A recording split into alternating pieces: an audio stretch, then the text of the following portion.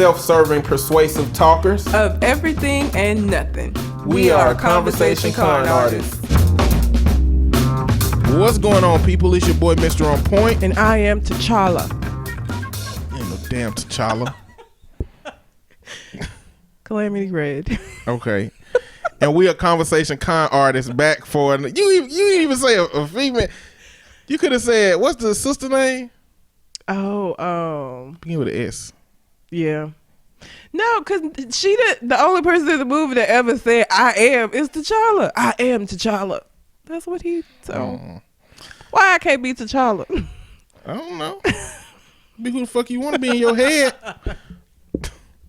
We are Conversation Con Artists back for another wonderful episode. You know, clearly we got Black Panther-itis from watching the amazing, wondrous film Black Panther. So excited. And we're going to talk about some stuff surrounding Black Panther later. But you can find me on Twitter and Instagram at Mr. MISTER_on-point. And I can be found at red_calamity. Also, we are still doing the listener letter portion of the show. So if you have a question that you would like for us to answer on the show, you can send it to our Gmail account, which is conversationconartists@gmail.com, or find us on Facebook, Conversation Con Artists, and send us a private message. And or on SoundCloud. But if you do it on SoundCloud, everybody gonna see it. No, because we got a message on SoundCloud from Rockman3K3. Send it to our inbox. Oh, I didn't know we had an inbox. There is a SoundCloud inbox. Oh, okay. Well, send it to us on SoundCloud. I do want to encourage y'all to head over to iTunes or whatever medium you listen to the podcast on and give us a little review. Take your friends' iPhones. Go to podcast, put in Conversation Con Artists. Just go ahead and review it. Don't really care what you say. Just want some feedback. You know, that'll be helpful.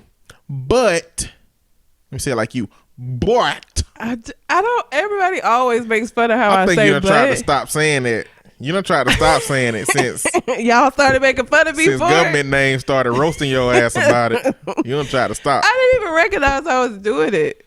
Like, when you say there's some shit coming behind it, you finna say some shit. And I don't know if everybody else agree with it, but you mean the shit out of it.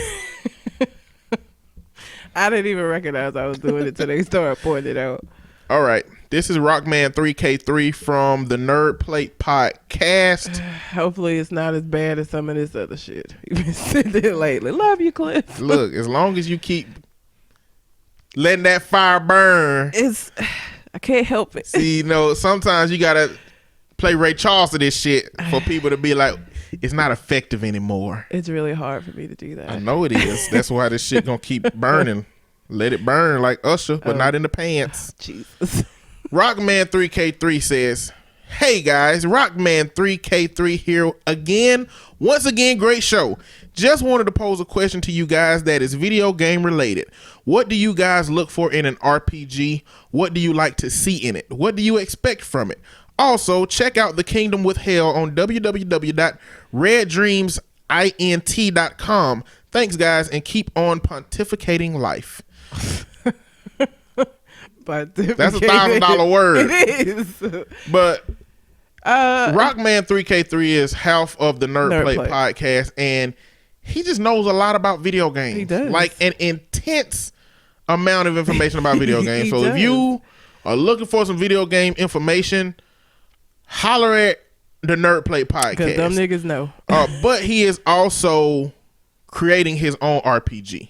Oh, I didn't know that. Yeah, so that's cool. I imagine this question is part input from the world about RPGs. Yeah. And a part of it is just, you know, a general interest for dialogue's sake about what people look for in RPGs. So, what do you look for in an RPG? Does Tomb Raider count?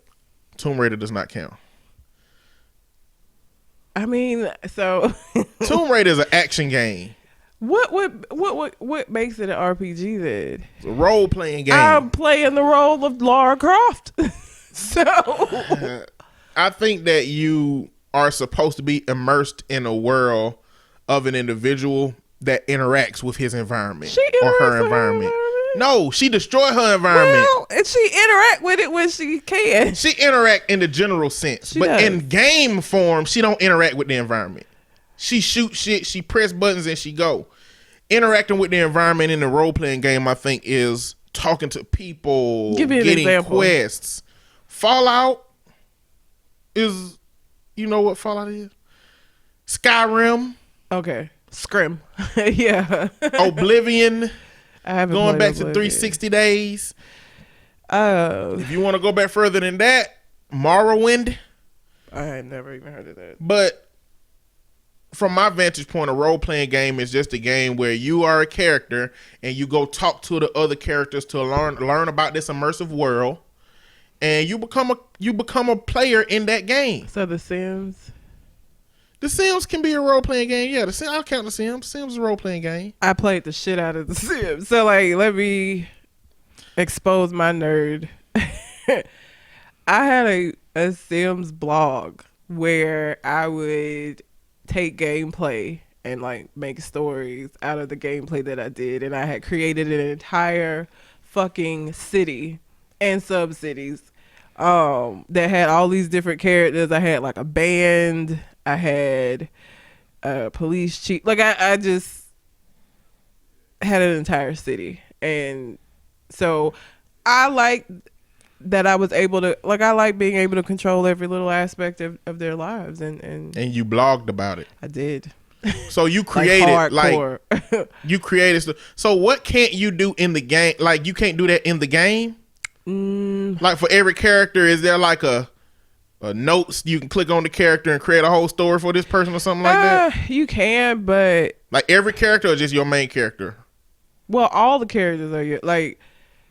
Oh, So, all the characters are your character. so you have people that you control, and then you have people you interact with. But the people you interact with can become people that you control if you include them in your household. So like through either marriage or just asking them to move in with you. So like, they're called townies. Townies are the people that you can't control, but you can control townies if you invite them into your home. Then they become a controllable player. Some of the stuff like okay, so like as far as storytelling goes, no, you couldn't really do it in game because most of the story came from my head. You wouldn't get it. Like, you wouldn't watch me playing the game and understand exactly what the fuck was going on without my descriptions. So like, I took still shots from the game, and that's what my blog was. And it was fucking popular. I had people complimenting, and like, I was like hardcore into this for like a while. And I built an entire city. Like, I started out with like a few families, and I built up an entire city. So this took me years. Like, this is how immersed I was in it. That's deep. That's It's heavy. deep. It's deep. Like, and like, my blog was like, it was crazy. It's still up. I haven't played in forever though, so like, I left all of the stories open ended and never fucking finished. But like, I even got like, I had alien storyline, and I built like an alien planet for the aliens to be. I had like a storyline with like elves, and elves are not actually in the game, so like, that was one of those things that I kind of created and came up with the rules for myself. And that's why I like The Sims, because it is so open-ended that I could do whatever the fuck I want to do and make it whatever it is that I want to make it. So that's one of the things that I like, is that it was very open-ended and I could do whatever. So like, there's not real elves in the game, but there are witches, so I took the witches' powers and turned them into elven powers, and I just didn't do shit with the witches. So what you're saying is the allure to a game for you is your ability to be omnipotent, Yes. all-knowing, You make me sound benevolent.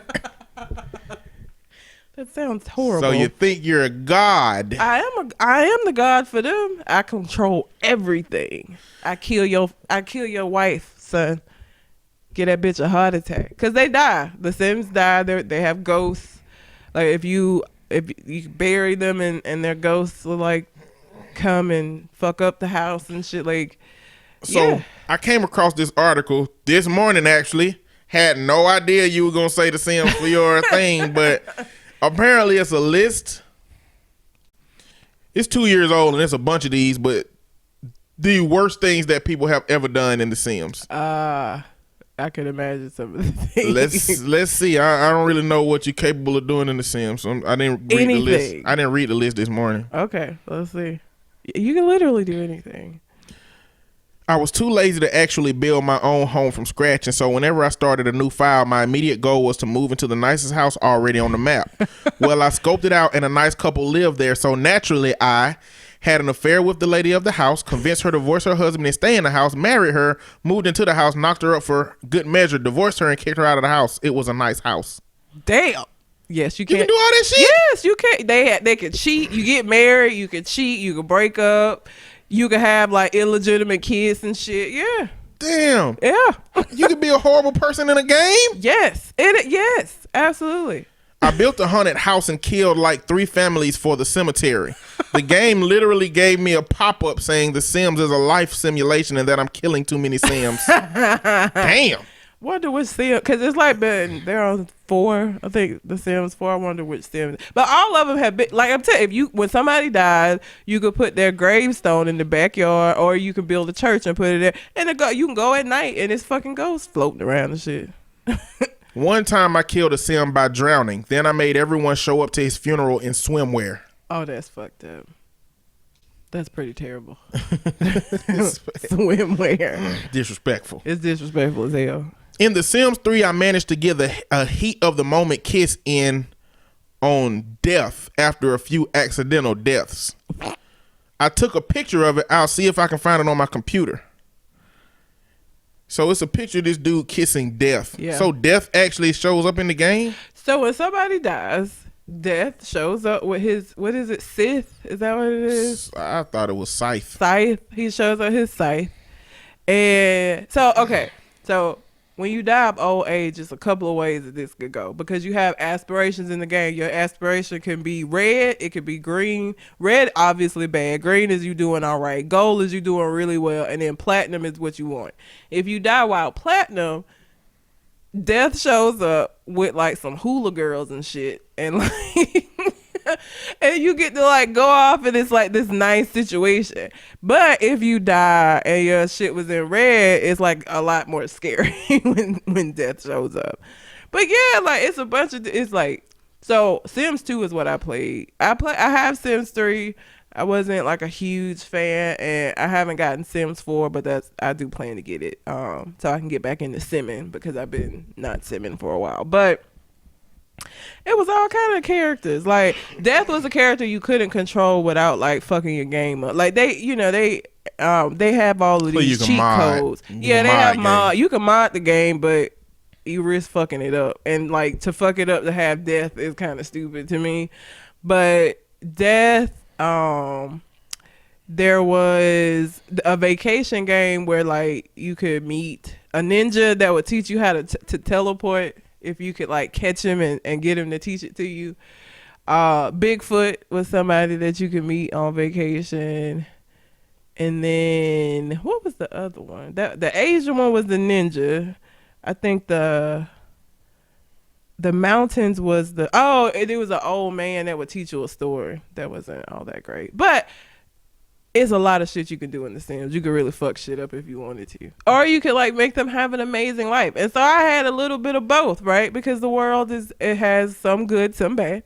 So like I had, one of my storylines was like the aliens, they weren't invading, but their planet was going to end, right? So because their planet was going to end, they were going to have to come down and populate Earth. They didn't want to get rid of the people. They just kind of wanted to live among them. So their plan was to like make a bunch of half human, half alien babies, because they felt like the humans would be less likely to kill it if it was part human.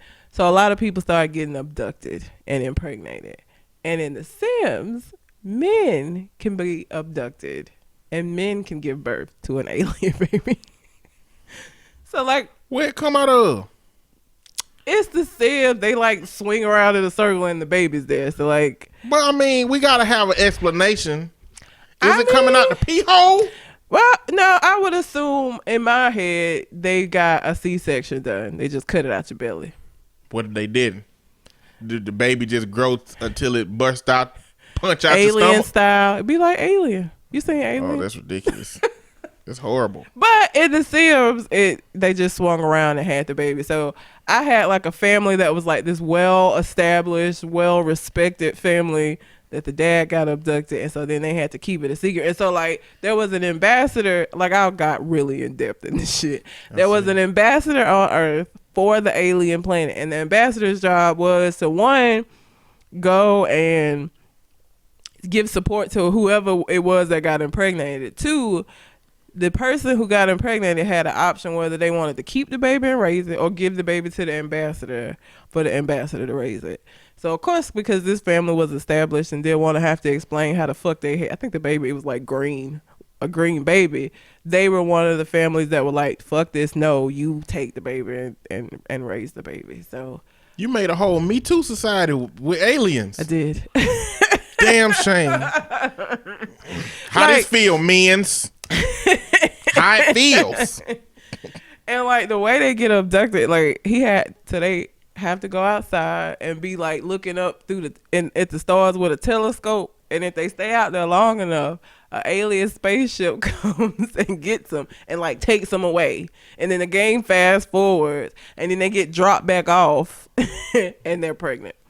That's horrible. Women can get pregnant too, but like, cause it's an alien situation. Like the game, this is not a modded game. The regular game, men could have babies.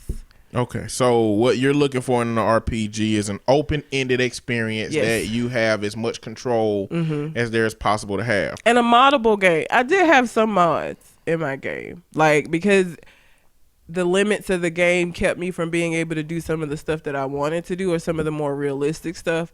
So I like that there were people that modded, that came up with mods, easy to install mods too. And so my game became pretty modded by the end. So I'm on the other end of that spectrum. When it comes to RPGs, I'm okay with having a relatively linear experience as long as the storytelling is fantastic. Like every single game I play, whether it's action or RPG, there has to be an upgrading element of surprise to keep my attention, because I got such a low attention span for games. So for like God of War. Is that an RPG? I won't call God. No, I won't call God. It's a hack and slash. See, all of the ones that I like, or I don't think are RPGs. It's a hack and slash with mini games. Assassin's Creed. The new Assassin's Creed. I played the new one. Yes. Okay. It's an action game with RPG elements. It's not so much hinging upon a lot of the people's story. You just going and doing random stuff for the people. I don't think. But it's close to an RPG. I mean, Rockman 3K3 can probably clear it up better for me exactly what an RPG is and what the difference between an RPG where you're deeply involved in dialogue and your fights are not, like hack and slash. They like menu driven fights and whatnot. But it's a difference between them two I don't scales. think I've actually played an RPG on console then. Like I played on computer, on PC, but I don't think I've ever played one. Because all the ones that I'm describing, you're saying are like action. Well, like I said, I'm okay with having a linear experience. I really don't even like making many decisions. When it came to Mass Effect, which loved that series, basically Earth is just Earth. We don't know shit. But all of the other aliens in the universe have found a way to communicate with each other. And not only that, but they create like a consulate out of space.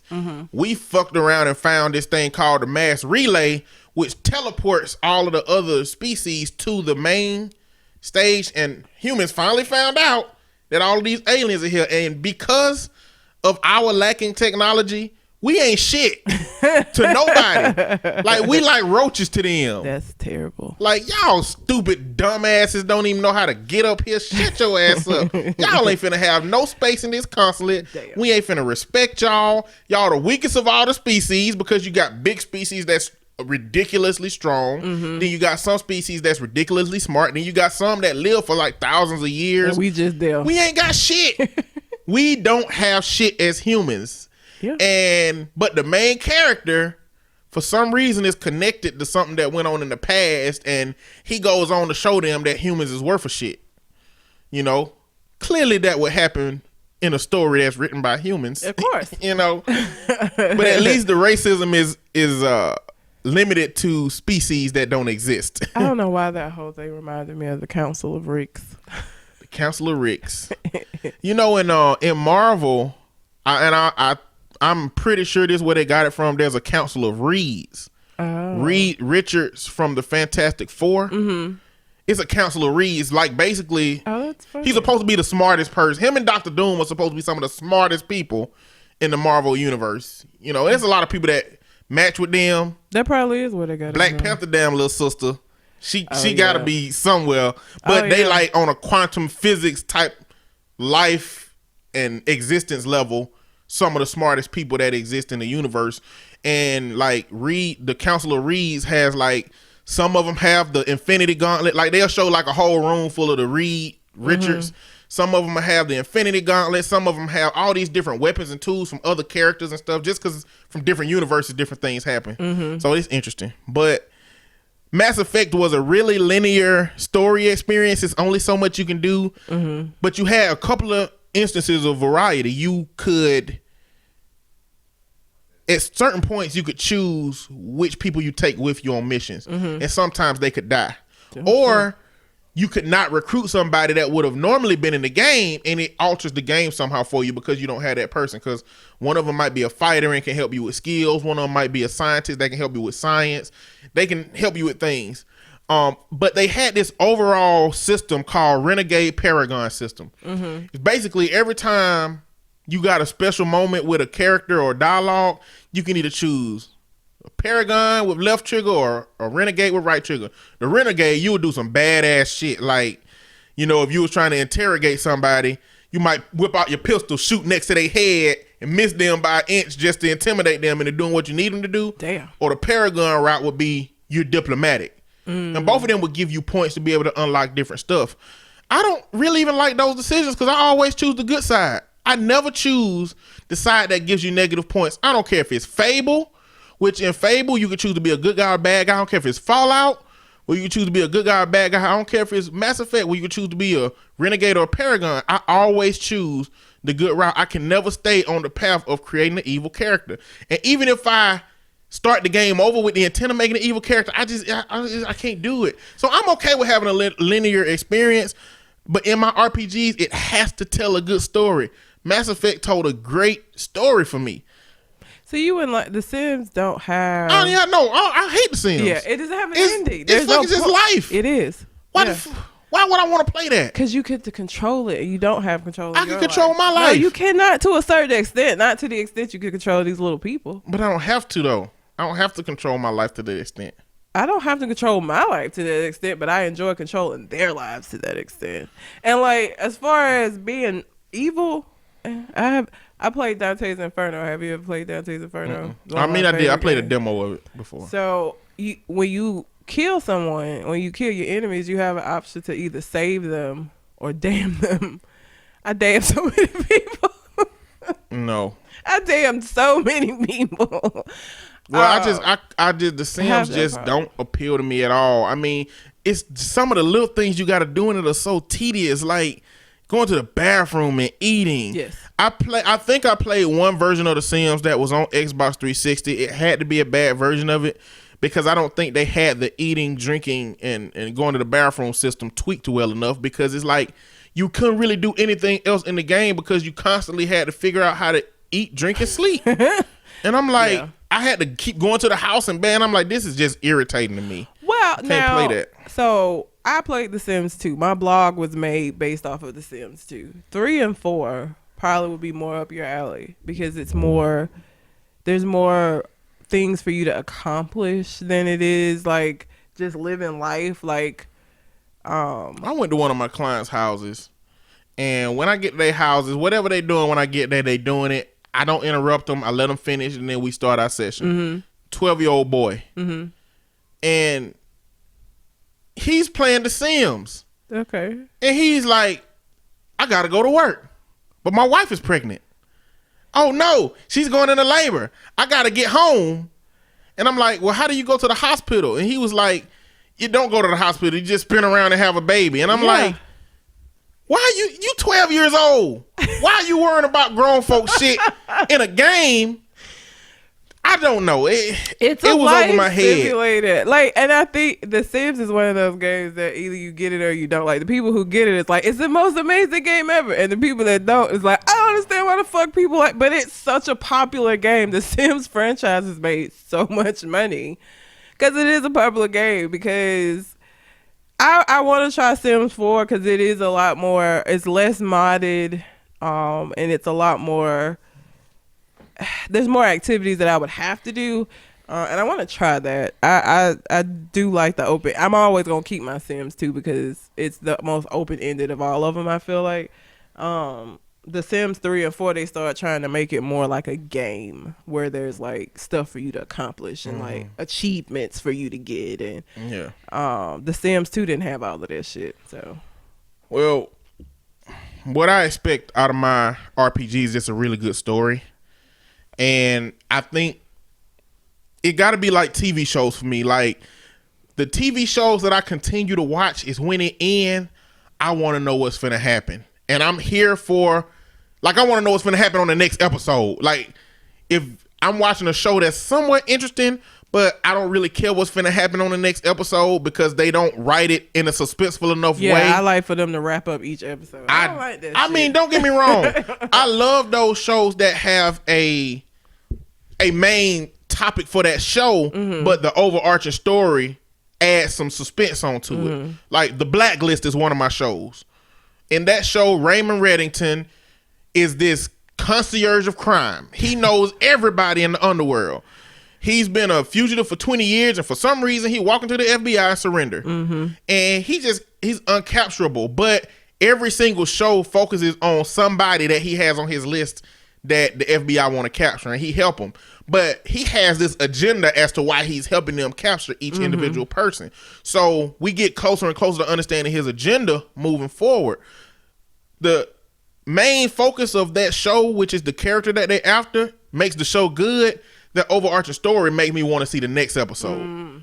So with a game I'm playing, the story got to be something that says this is finna happen, and you know something finna happen, but you don't know what. And it's just going to keep leading and leading and leading until you get that reward at the end. And hopefully it's a reward.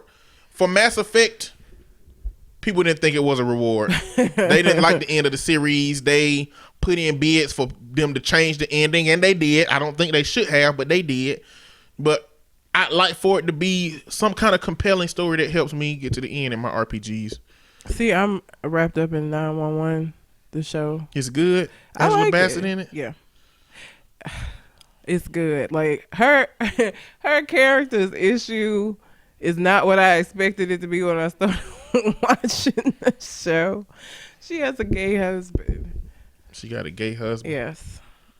Like, who was gay the whole time. They had kids, and then he decided that he wanted to live his life and be gay, and they were going to like therapy, and he was like, you knew I was gay when you married me. You didn't care. So her storyline was surprising because I just thought like maybe they was having finance, because they revealed this on the very first show. They revealed tension, and then that first show goes on, and I'm thinking, oh, you know, probably he cheated or she cheated, but when he announces to the kids that he's gay, I was like, oh, I didn't see that coming. Okay. But I like it because they have the 911 situations that get resolved. And then it's like one of those shows where like the characters' lives and what's going on in their individual lives is part of the show. But like my main reason for watching it is for the 911 situations that they get involved in. Because I work for 911, so it's extremely interesting to me. So I guess that answered that question. All right. So there it is. Check out The Kingdom Withheld on www.reddreamsint.com and just see what Rockman 3K3 got going on. Next question. This is a long one. It's a lot of input. Is this the video one? Yes. Okay. It's Doug Dimmadome, owner of the Dimsdale Dimmadome. Hullabaloo and howdy do, con artists. What's up, family? And Red, you may go ahead and uncringe yourself because I'm sure you've already prepared for me to A, go out of my way to make you uncomfortable as possible, B, talk in some form of fashion about the greatness that is the Migos gang, or nigga. C, call or refer to you in any of the names I know you hate.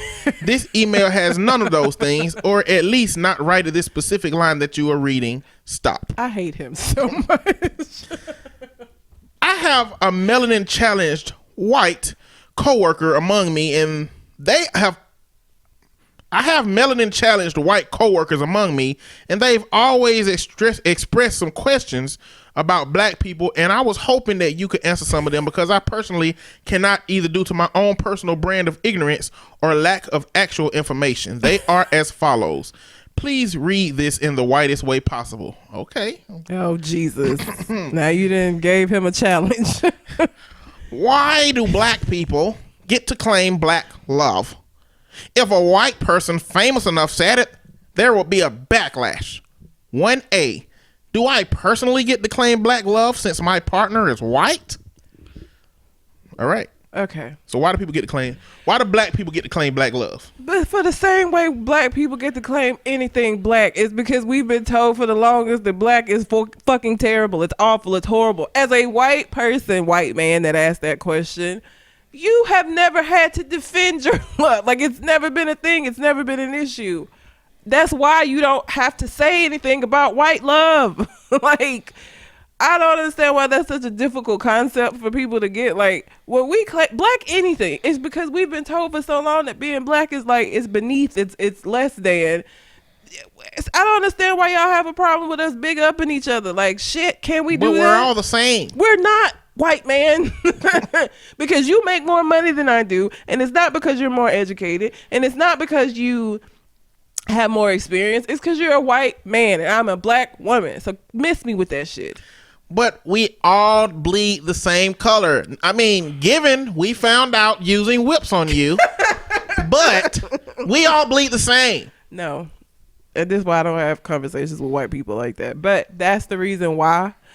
Black love is, and then you had all of this forced mixing of the races through rape and rape culture and during slavery. So you don't need to claim white love because it's never been a thing. It's never been an issue for y'all. Like, you've been fine. There's no reason for you to claim white love, white man. The 1A. Well, let me answer the why do black people get to claim black love. I just think that going along with what you said, black people have everything stripped from them. Yeah, all the time. You know, like over the course of history. I mean, black people couldn't even legally get married. That's what jumping the broom was. Yep. Jumping the broom was, they ain't gonna let us get fucking married. Fuck them bitches. Put that broom right there.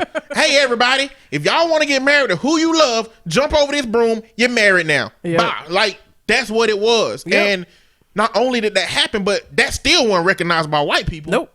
You know, so black people, in order to be with each other, have always, over the course of history, had to fight to be with each other. Mm-hmm. Whether you're talking about slavery, where your mate could be sold off at any point in time. Yep. Where your mate can be beaten and killed at any given time. Or raped and impregnated by this white man. And impregnated. Like, anything could be happening.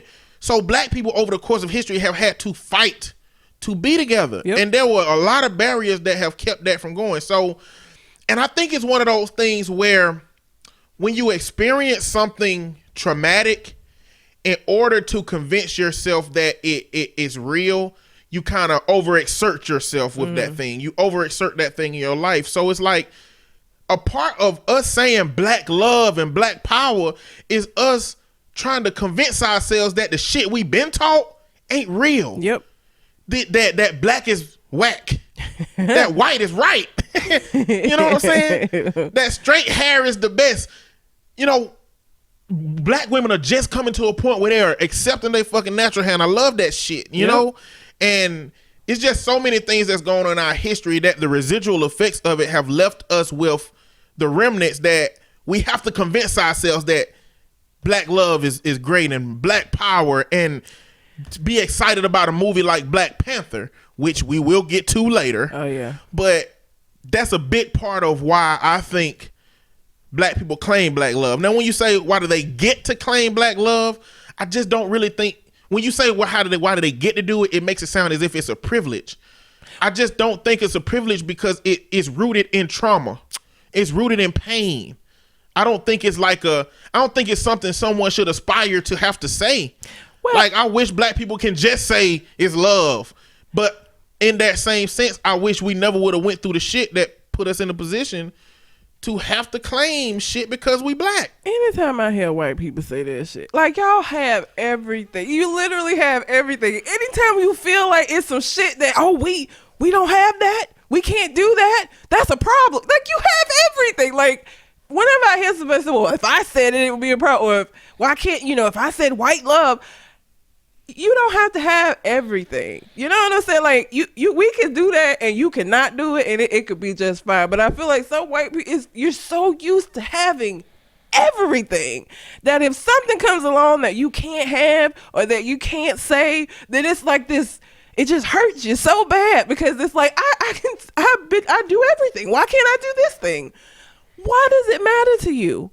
Why is this something you want to do? It's the same way with nigga. Like, I get so sick and tired of why can't I say it? Why do you want to? You got everything else in the world. You have the jobs, you have the money, you have the land, you have all of these things.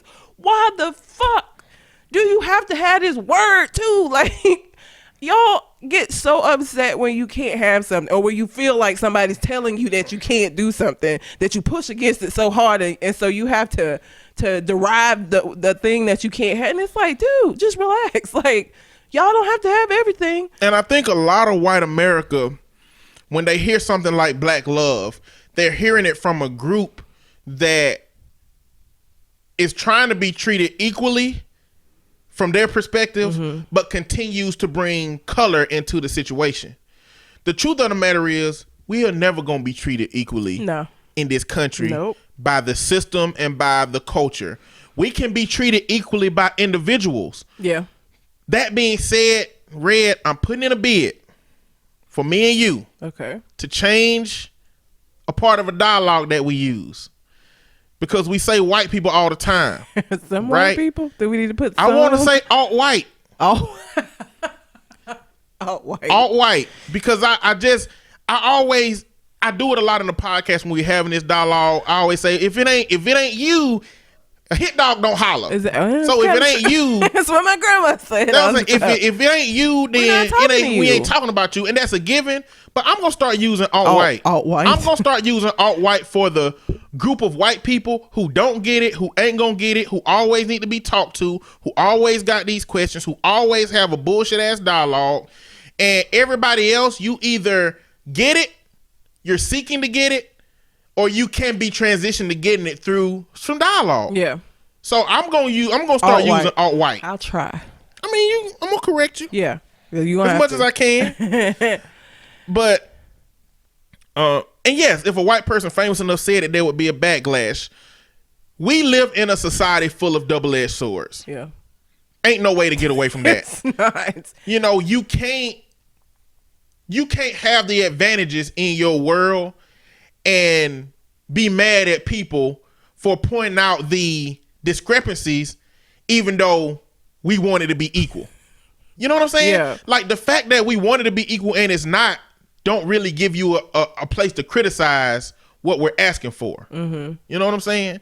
So I think in that sense, it's going to continue to be a backlash by white people doing things that infringe on the desires of black people. And like I said, if I'm right and our society is never going to be equal, it's always going to be a double-edged sword with that. It's always going to be a double-edged sword with oppressed groups versus the group that they're trying to not be oppressed by. It's going to be that same dynamic from men to women. It's going to be that same dynamic from gay to straight. It's going to be that same dynamic from black to white. Yeah. And it's going to be a different dynamic from black to other browns. Yeah.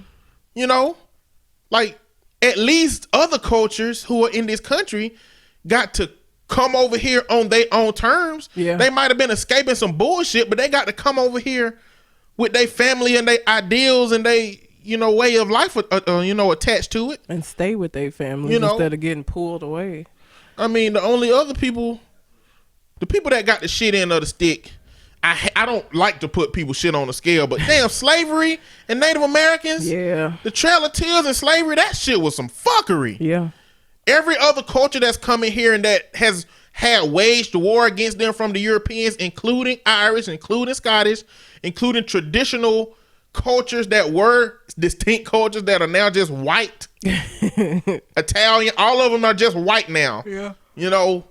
But like, that's a part of the reason that there is a backlash and that there's going to continue to be a backlash. White people can't continue to say ain't nothing going on and call us out on it without us saying, hey, shit still fucked up. Yep. That's where the backlash comes from. People who, the alt-white, who don't think that the shit is a problem, but it is a problem, and they want it to be equal on their end, but it's not equal. So they call you out. Like, it's always going to be a backlash until there is equality, which I don't think they're ever going to be. No. And one, do I personally get to claim black love since my partner is white? No. I don't know. Is it black because it's two people in the black love? I think that is what it is. Yeah. I don't know, man. Anytime I've seen people like hashtag black love, it's two black folks. So I think that you grown as fucking, you can do whatever you want to do. I just don't think any of us should have to feel like we want to be put under them labels or need to be put under them labels. No, because listen, y'all met your significant other and she seems amazing. I've only had, minimal interactions with her. Black, white, whatever. She's an amazing person. So I think she's Italian. She's dark white. She's dark white. Yeah. Okay. She is an amazing person. She's close. Feels closer to us. Definitely closer than us. She's on the other end of the spectrum of alt-white. Oh my God. Yeah. Far other end. She is. She's amazing. So I think just you getting to claim her as your soon to be wife should be enough. I don't think y'all need a label. You need a hashtag. And like I said, I don't want black love to be a label. Yeah. I want it to be, I don't want to have to think about black. Yeah. That's what America has done to us. It forces the component of race into our psyche. Mm-hmm. It's done that shit for me for 33 years. And now all of my peers in this same age group are having to find ways to emphasize the importance of black. Yeah. I don't want that to exist. I don't want black to be at the forefront of my thought. You don't want your kids to think about black. All the friends I have that have kids, they talk about how you go in the daycare center and there's white kids hugging and black kids hugging and they friends with anybody. But the older they get, the more black friends the black kids get and the more white friends the white kids get. Like, I would like to live in a society where I could be 33 and have that same concept of race that them little kids have. Yeah. Unfortunately, we can't have that here. No. So I just have love. Yeah. If you in a situation where you can just have love, just have that. Yeah. They got a whole bunch of interracial love tags. Yep. You know what I'm saying? They got that shit, but like, the only reason that shit exists is because, as I'm sure you know, when you walk around, it's people that staring at you crazy. You live in Alabama, a black man and a white woman together, they still gonna get stares. He's mighty yellow. One drop rule, paper bag test. He even gonna fail the pencil test. Oh yeah, yeah. He can stick a pencil in his beard and it sit there. He gonna fail that test. Yeah. Those are all the tests that they use to determine whether you were black in the early days before they had fucking common sense. Before they had Ancestry.com. 2, why do black people claim that Jesus was black, or God for that matter? Jesus was indeed of bronze skin and hair like wool, but wouldn't that make him more of an Arab person since he was technically born in the Middle East? What? Why do you Jesus was born in Africa. Am I right? Where is above the Nile is still Africa, even though Egypt they don't claim to be Africans because I think they distinguish themselves from the lower than the Nile. Mm-hmm. But I think all that took place in Africa. I don't think much of that took place in Asia. What? The Middle East is different than Africa, right? Where's Jerusalem? So Bethlehem. You know we don't do well with fucking geography. Don't make me lie. Let's see where Bethlehem was. I got my computer in front of me, y'all. Because if I'm wrong, I'm just wrong. Bethlehem is in South Africa. That's where Jesus was born. Yeah. So if Joseph and Mary walked to that bitch, ain't no way in hell they was from Asia. Here's my thing. Why do you get like why are you bothered? Again, white man. Like, well, first he off, ain't white. Well, first off, and that's the Jesus alt white man. Is that better?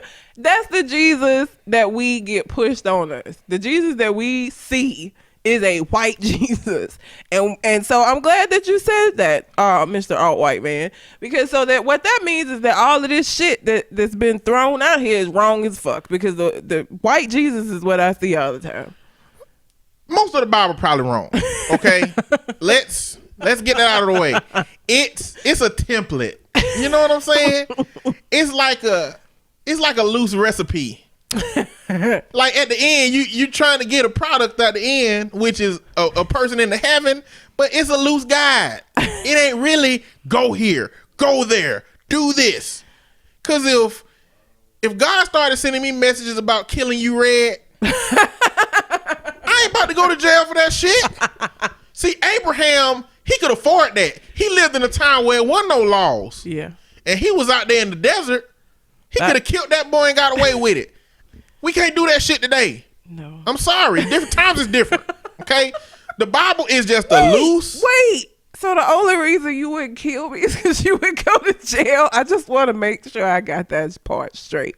Is the prison sentence that you would get. Listen, Red, in this scenario, God is real. Okay. In this scenario, God has talked to me and told me to kill you. That I gotta go.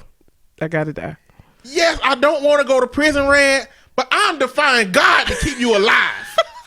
But you gonna defy him to keep your ass out of prison? Hey. No. What? Double-edged sword. We live in a society of double-edged sword. Look, you gotta take your life. If I gotta protect myself to protect you, what's the problem? What is the problem? You're alive. But you're not in jail. Protecting me. My booty's safe. You're protecting your butt. That's what you're protecting. You ain't protecting me.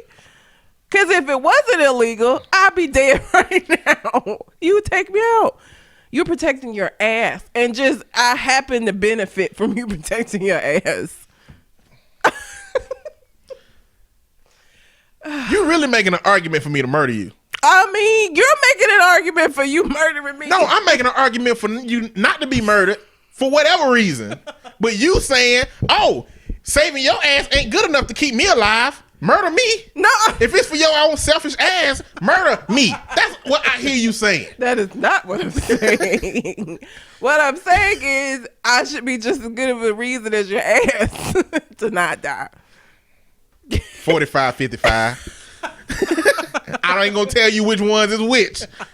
I'm not gonna tell you which one is 45 and which one is 55. I'm gonna let you soak on that. Okay. So, first off, alt white man. Well, no, this might be white man. We don't know if he alt white. He's at least inquisitive about the situation. This might be white man. All right. Why do black people claim that? First off, where are you that you talking to Hotep and black Israelites? Well, my mama got a black Jesus. No, I mean black Jesus is different than black people claiming that Jesus was black or God. I think you're probably starting to get into that black Israelite Hotep dialogue. Oh no, not that black people are gods. What I read that is they think that God is black and Jesus is black. Okay, well, we're gonna go with your assertion because I don't even want to get in that other shit. And I don't think white people don't. I just think that's a group white people ain't really abreast of right now. Well, like the Hoteps ain't finna talk to white people. That's what I'm saying. That's what I'm saying. Like, so, I don't think that's the case. No, so I think they meant God and Jesus is black. Well, if the word claim is what throws off this whole system, because claim asserts that it's not true. Why do y'all claim that Jesus is black? Have you ever seen God, white man? Like, he might be black. Not even that. The only way Jesus was born in Bethlehem in South Africa, bruh. The only way Jesus can be not black is if he was albino. That's the only way. But then he would have had an afro. He wouldn't have had long straight hair. He didn't have, did he? It said his hair was like wool. Well, I'm going off the pictures that he thinking about when he asking this question. He thinking about the Jesus he know. But wool, sheep's wool is not straight. Sheep's wool is my hair. My hair is sheep's wool. I'm just saying, if Jesus was not brown, he was albino. That's the only option. And that's the politically incorrect way to say it. It's supposed to be Albanese, but I think, you know, Albanese people accept it as albino just like Latinos accept Hispanic. Yeah. You know, so I don't think that it's that big of a deal, but that's the only way. But he still won't have long straight hair unless he got a blowout kid or perm that junk. Yeah, and I don't think they was doing that at the No, time. they weren't doing that. No. So you can forego science. You can forego the fact that a nation that is full of sun, I mean, would they literally kill a white person. They just made Nefertiti white, so obviously they are willing to a nation full science. of dirt and sun will literally kill a white person. You and I know that. I'm saying they If you willing ain't to go careful. against science. Clearly, Charlize Theron and all the other white people that were born in South Africa survived. I imagine by staying inside most of the time. Or wearing South African sunblock. Yes. Which is probably stronger than American sunblock. I would imagine so. I would hope so. It would need to be. And yeah, no, he wouldn't be Arab. He'd be African. But that goes into the dialogue about the people above the Nile. Mm-hmm. They don't claim to be African because they've identified African with a culture and not the continent. Mm-hmm. So you can go to YouTube and find videos of them saying, I'm not African. Bitch, you live in Africa. You are an African booty scratcher if you've ever scratched your ass. What? I'm just saying. Anybody in Africa that ever scratched their ass is an African booty scratcher. You just lost. You know we used to use that. We did. You know we used to use that. We did roasting. Well, they call it roasting today. We used to call it joning. Yeah. With people. Yep. Which I don't even cracking. know how do you even spell it? Joning and crack. I don't know. We used to call it cracking. But yeah, now it's roasting. Okay, next question. 3. Why do black people claim Egypt like it's theirs, even though it's technically the Middle East? And even so, isn't that technically South Asia? Is Egypt? Yeah, Egypt is in Africa. It's above the Nile. It's above the Nile. It's Africa. So we go back to the same dialogue about that. But now when you say why do black people claim Egypt, now you've gotten into Hotep Black Israelite, because they go to start talking about how we were once kings and yada yada blah blah blah. I don't like that stuff. I feel like Kendrick Lamar next album gonna be a bunch of Hotepian Black Israelite. Don't you put that out in the universe. I'm hopeful that that was a phase and that he is not gonna do that. He said, I ain't black no more. I'm a Black Israelite. Listen, people go through phases. Maybe him doing the soundtrack for Black Panther like brought him back. I don't know. That shit about Wakanda. It is. That shit he might have dove in the deep end with that shit. He might have been over there beating on drums with a mask on and all kinds of shit. Wakanda's not a real place though. It's not an actual place, so I mean, I'm hopeful that it's a phase and that he's not, because I love Kendrick and I don't need Kendrick to be a Hotep. I don't want that. We don't need him to be that. No. Now, this question is from me, Leroy the Great, personally. Leroy Ketchum, Nerd Plate Podcast. Yeah. Check it out. Being in an interracial relationship my damn self, why do I or my partner have to get flack from everybody for dating outside my race? Yes, I know that people can say love you to who you want, but I know people can say love you who you want to love, but I don't really know if I believe everyone that says so, as I still get looks from both sides, black and white, whenever I walk with my significant other. So fuck for me, them people. Fuck them. One, because you found somebody like as somebody that is dating and it's just going real, just real something right now. If you can find somebody that can put up with your shit and she can put up with yours, it don't matter. And I know that doesn't make you feel better when you out and people are staring at you, but fuck them. I mean, they don't matter in the big scheme of things. They just don't. People are stupid. I don't know. Like, I think part of it is just, because I will say that I have gotten upset when I've seen some black celebrities' wives, and I'll be like, damn, she white? Damn. I do that. I will admit that. But at the end of the day, it doesn't matter. It really doesn't. And the only reason I do that is because, in fairy tale land where I might have had a chance, I no longer have a chance. And so that makes me angry. But it doesn't matter. People stupid. You could spend all day trying to figure out the why. It's not going to matter. Like, it's not going to be a reason that makes sense or that means that they should have the right to be staring y'all down and shit. Like, it's stupid. People are stupid. Personally, I like seeing interracial couples. I'm hopeful that at some point our society ain't gonna give a fuck enough about color that shit gotta be at the forefront of my psyche.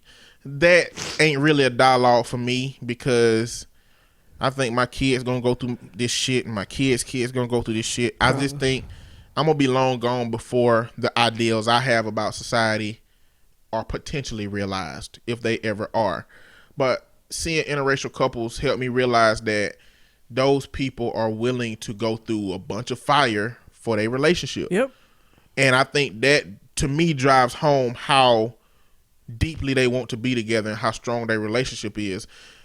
I just hope, as with these two, I know this is the case, but I hope that most interracial couples know each other deeply enough to be able to withstand those things. Yeah, and they've been together forever, so yeah, obviously they done been through.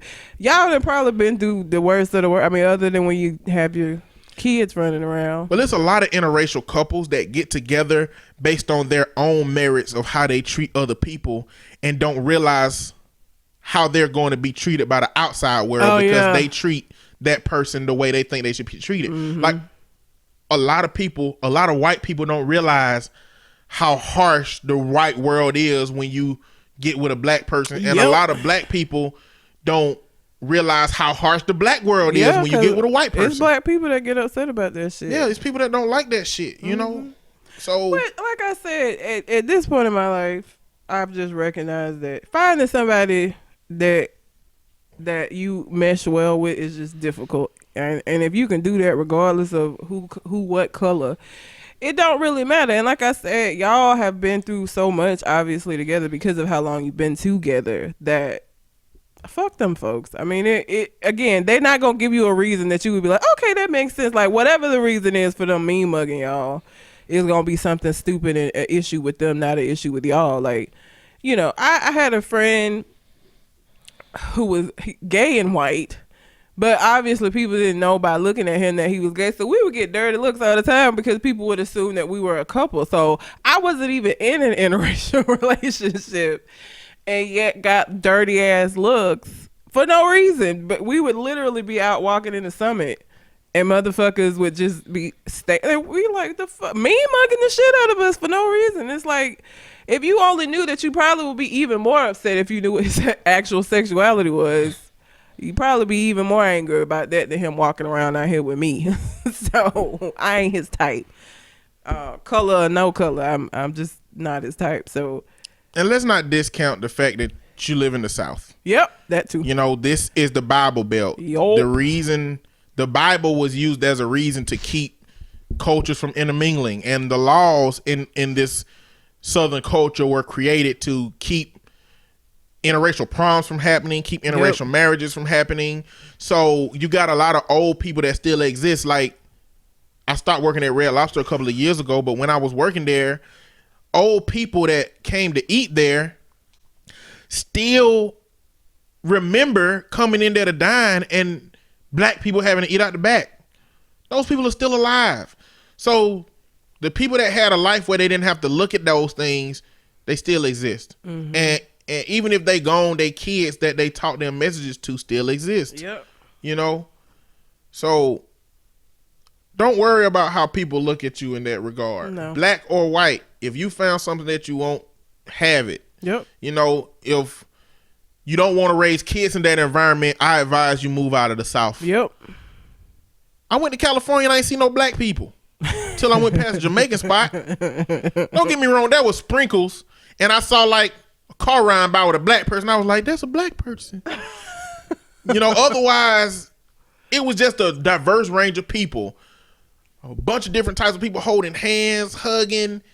More interracial couples than regular, you know. Because it's California. They one of the most couples. liberal ass states in more in the interracial couples than intraracial couples. Yeah. It's a in lot California. So there are places you can go where it don't feel that way. Alabama ain't one of them. It is not the place. You can still get lynched in Alabama at the wrong day, at the wrong time, the wrong place.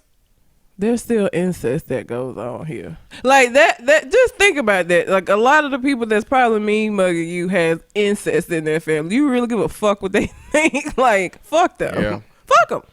If they mean mugging, they probably done put their handprint on their cousin ass before. I hate you so much. That you can see. Fuck them folks. They all white. That's They all all white. Indeed. Was that his last question? We still going. Nigga. Now for the bad part. Of course. Red, sorry. Red, go on and get ready. This video is for you. I find it hilarious.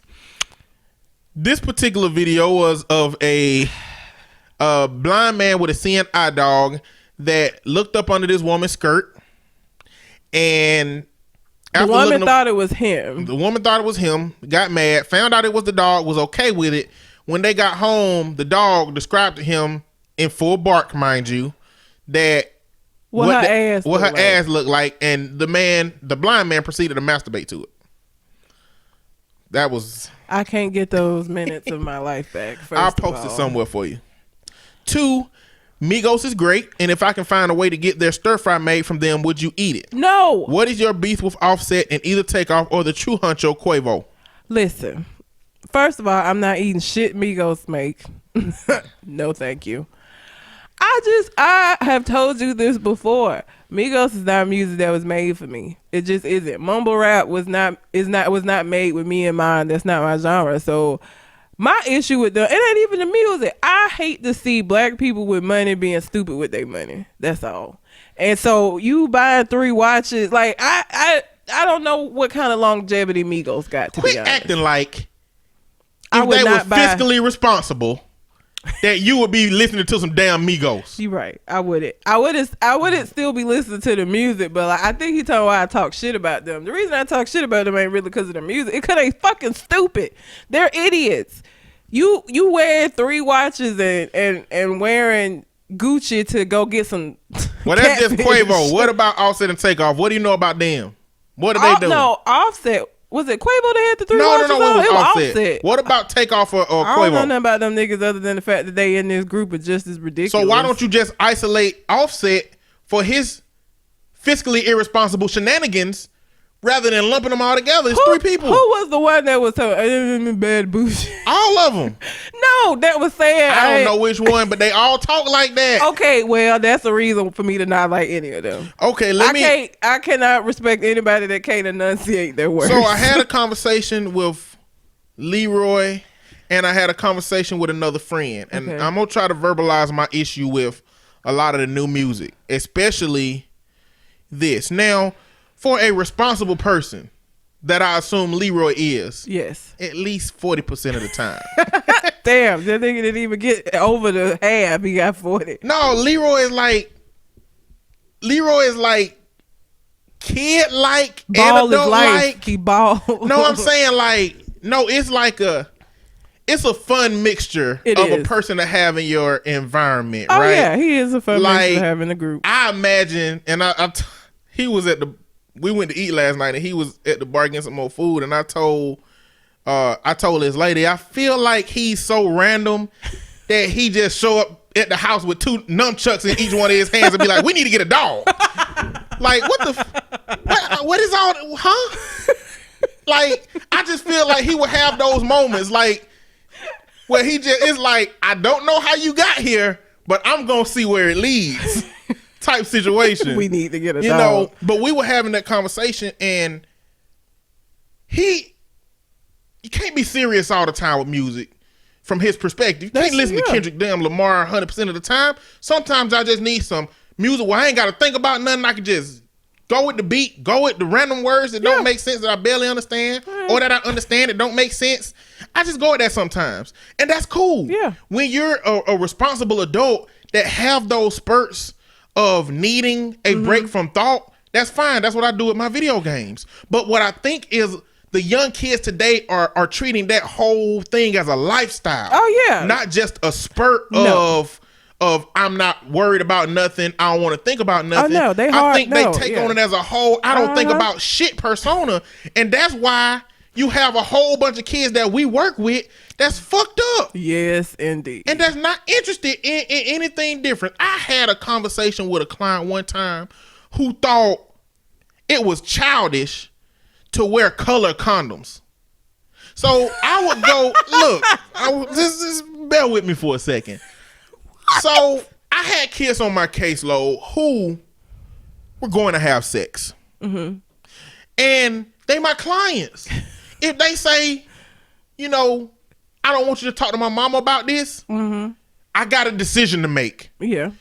Because it depends on the level of danger that they putting themselves in. Oh yeah. And I make sure they understand that from jump. Like, like if you are a client that is responsible and seems to protect yourself through this dialogue that we've had, and you're, you know, having what I guess when you're too young, ain't no such thing as really responsible sex, because you shouldn't be doing it that age anyway. But if you're having sex responsibly on the terms that adults have sex responsibly, then that ain't really a danger. No. So I always went to the health department. They give you a bag of free condoms, about 15 at a time. Yeah. And I, you know, give them to kids who need them.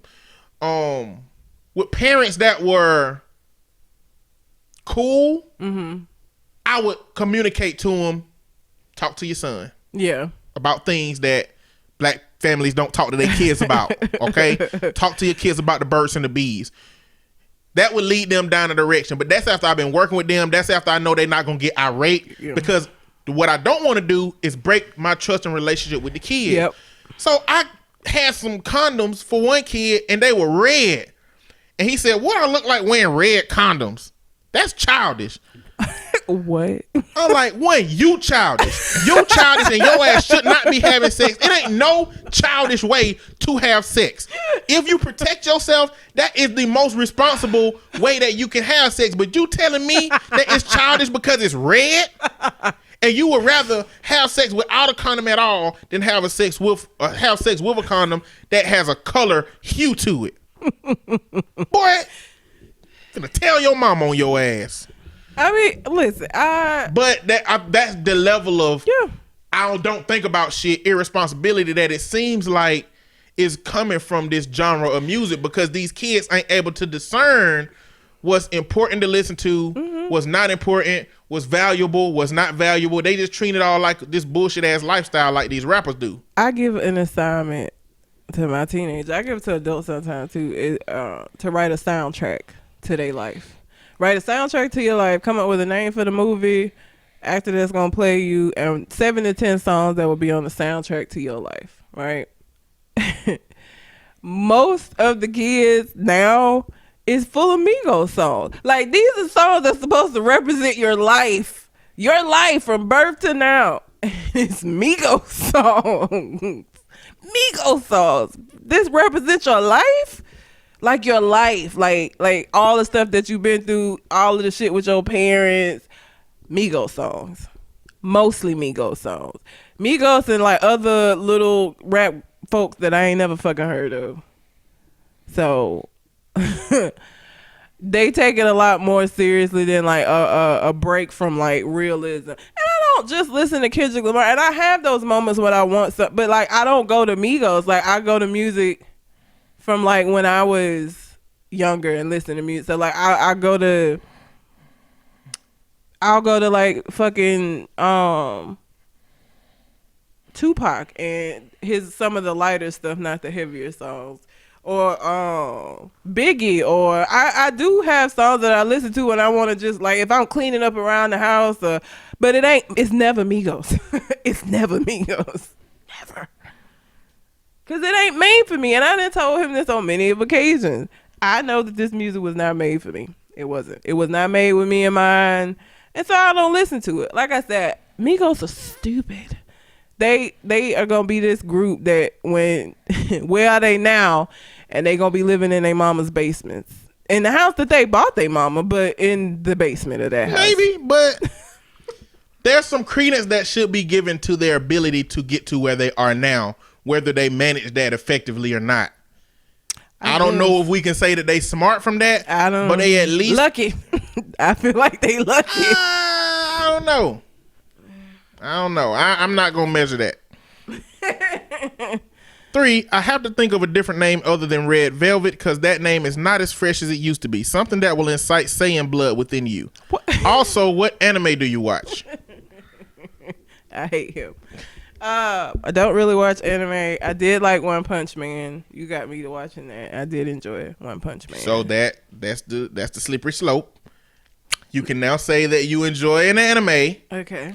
So that means that there's potentially other anime to enjoy. I guess. So for right now, all I can say is One Punch Man. I have watched a ridiculous amount of Dragon Ball Z. Not because I wanted to, because I lived in a house with a younger brother that was a fucking hardcore Dragon Ball Z fan. So I probably know way more about Dragon Ball Z than the average female my age, especially for somebody that don't give a fuck about it. But the reference to Super Saiyan or Saiyan blood, I've watched quite a bit of Dragon Ball Z. It wasn't willingly. I got to get you on another show. All the reason I like One Punch Man is because I like his personality, because he has a very dry humor, and so that's what made me like watching it. And he was just so nonchalant about like fucking these monsters up. Like he just come in and be like bam, and then that was it. I gotta put you on a serious anime. So Attack on Titan or I've heard of that one. My brother watches something called Fairy Tale, like hardcore. I haven't watched it. I'd probably like it. I know it got the action. Fucking loves Fairy Tale. He got like that the name. He got the emblem tattooed on him. That's how much he likes this show. Like my brother hardcore loves Fairy Tale. And when he first told me that, like the name of it, I was like, you watching some Care Bear type shit? What the fuck is Fairy Tale? He was like, no. And then he tried to explain to me what it was, and I was like, okay. It just sounds like some Care Bear type shit. The name. Okay. Sorry. And we would love for you guys to come and visit us over at the studio and hang out for an episode of 2. May the force be with you. Leroy T. Ketchum, PhD, sensei of all things, Nerd Plate Incorporated. I hate him so much. Look, man, I'll come be on the show whenever y'all want me to. Just call me and I'm there. Well, Rockman asked me about being on the show. I don't know what I could contribute to the show, really, because I'm not like hardcore. I play video games, which I don't think Leroy knew. I do play video games, but I'm nowhere near the level that they're at. So I don't really know, other than talking shit about them. They talk about other shit. They do? Yeah. Maybe that's why he wanted me to come. I'm willing. I'm down. Y'all let me know when y'all want me to come and talk shit. That's what I do. We can do it. We can do it. All right. Is that it? Is that all the questions? That's all. Okay. Thank y'all for sending in questions. Even the appreciate you for not monopolizing an hour and 13 minutes. God damn. Nerd Plate. Shit. Well, but it's appreciated though. Really, it really is. It was cool. If you have a question you would like for us to answer on the show, you can send it in to the Gmail account, which is conversationconartist@gmail.com, or you can find us on Facebook, or apparently you can send it to us on SoundCloud. We probably need to start with Black Panther since let's start with Black Panther. This is no spoilers. No spoilers. The movie was fantastic. Fucking amazing. Not gonna talk about the movie though. No.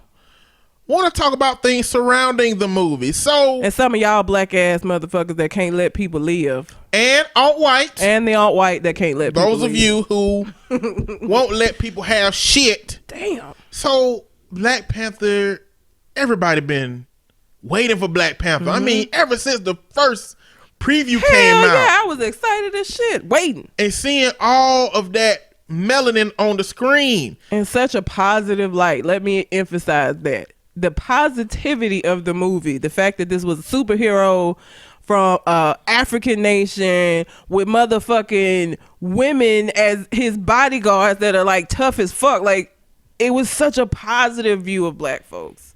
So what other movies do we see a whole bunch of brown people on the screen? Slave movies. There we go. The only time you see a group of a whole bunch of exclusively black people is slavery, slave movies. And it ain't that I don't feel like that. Because that it's not that I don't. Everybody always talking when I say this shit be, oh, you gonna forget your history. Motherfucker, I am reminded constantly. There are so many things that remind me about slavery. I can assure you, I shan't forget it. It's not gonna be forgotten. But we are not just fucking slaves. And that shit irritates me. If I don't want to go watch a slave movie, I'm a bad black person because I recognize that we did more shit. We contributed more shit to society than being fucking slaves, and I get tired of seeing that on the screen. I get tired of our black actors, if they want to be in a Emmy-nominated fucking movie, that they gotta be in some slave shit. I get tired of that shit. I'm sorry that I want to see us do some of the positive shit that we've done, because we've done plenty of positive shit other than civil rights shit and slavery. Those are not all that we are. It just ain't. I'm sorry. And I get tired of seeing that shit. So when Black Panther came out, I was like, what the fuck? Positivity? Ain't nobody no slave? We're not fighting for civil rights? We're doing something else? Oh my God, it was amazing. And you know what? People keep saying Black Panther ain't the first black superhero. Bitch, who was written before 1966? I'm pretty sure your heavy comic book heads will find some names that are not in the mainstream that we don't know. But I don't think Blade was written before that. No. In DC, I don't think Cyborg was written before that. So one, Black Panther, if he ain't the first black damn superhero, he is the first black superhero that was well received by all groups of people. He the first black superhero to get a Marvel movie, motherfucker. How about that? Well, his own movie, not be in a movie. Blade is a Marvel character. However, the caveat to Blade is that in the eyes of the government, he was killing regular people. Yeah. So he was a murderer. Yeah. Technically, because apparently he's the only one that knew vampires was vampires, and he was murdering their ass in the streets. And nobody said, why the fuck are all of these people he killing turning to dust instead of having a body there? So Blade still is an individual. It still represents an individual. Yeah. Meteor Man was supposed to die. He was not supposed to get hit by a speeding rock from outer space and survive. Blank Man was damn special needs. Those are not, yeah. No. But like they keep putting these memes up of all these different heroes in black movies. Cyborg don't got his own movie yet. Guess what? And he don't seem to be a happy person no way. Why does Black Panther have to take away from any of them? Like, can't we just be happy? Those existed. Ain't nobody saying that they did it, motherfucker. But we are excited about this one. Like, people just can't let folks be happy. You got to take something from it all the time. Like, people showed up and showed out. This movie has made millions of dollars in its first weekend. It then broke records in its first weekend. This is a black produced movie. This is a black acted movie with like 2 white people in it that broke all of these records. Black people showed up, supported the movie, and y'all still got a goddamn problem with it. Like, what the fuck? They salty about the movie, and I ain't even talking about regular salt. I ain't even talking about Himalayan pink salt. I'm talking about Wakanda vibranium salt. That's the kind of salt that people have with this movie. So white people are mad because black people are just enjoying a thing. You have never, ever had, you don't lack amount of heroes to have. You know what I'm saying? You don't lack an amount of heroes to have. You can choose anybody in the Marvel universe Iron to Man, say, Captain America, you can be a little boy and say, this is who I want to be. Spider-Man. And I can say that, but it's not authentic to the experience culture-wise. Nope. Black Panther is a cultural experience and connection for black kids and brown kids. That's why that's it's needed. a superhero that look like them. Riri, the new Iron Man. that's going to be a cultural experience. Yep. You know what I'm saying? Like, it's important to have that representation. And when you are part of the alt-white that takes that representation for granted and makes it seem like nobody else needs that representation, that's just selfish. Or like the color don't fucking matter, because anytime one of your precious white characters is made any kind of color, it don't even have to be black, y'all lose your fucking mind. Y'all was ready to hang Zendaya ass for being in the Spider-Man movie. So miss me with the Domino. It shouldn't matter. Domino, Zazie Beetz, is that her name? Zazie Beetz, the lady that played she played Childish Gambino girlfriend on Atlanta. I hope her name ain't Zazie Beetz. I think I got it wrong. Zazie Beetz. Zazie Beetz, that's her name. That is terrible. Zaziebeetz. All right. That's her name. But she's playing Domino in Deadpool too. And I fully expect her to have a fro out the ass for that role. Yep. And I'm going to be here for that shit. I mean, on top of being here for Deadpool anyway. Love Deadpool. Definitely going to be here for Ryan Reynolds as Deadpool. Some natural hair goodness. Yep. With Zazie Beetz. Yep. But people just so that's one part. You know, alt-white can't have shit. You know why? We got it. We don't like when other people have it. You know what? If you're a woman, can't have that shit. Hey, if you brown, can't have that shit. We want everything. All right? So now, if you're black and you out here talking about you didn't support the birth of a nation, it was produced by black this and it raised by black that, and this about your history. Guess what? But y'all getting all dressed up and going out for Black Panther, blah. Shut the fuck up. Okay? Just shut up. Shut up right now. Don't say nothing else about that. You don't have to conflate all of these different things. A person can be excited about a fictional character in a fictional country that shows some fucking black excellence on the screen that we never get to fucking see without conflating it with a story about the history. And I didn't watch The Birth of a Nation. I should have. Let me tell you something. One, because a rapist was in it. And number two, because I know more than shit about Nat Turner before I have to watch that fucking movie. I know plenty about Nat Turner before people make me feel like I gotta watch a goddamn produced 1.5 hour damn movie to know something about my history. Bitch, you watch that movie. I do not watch black struggle movies. And you can kiss my ass, feel however you feel about that.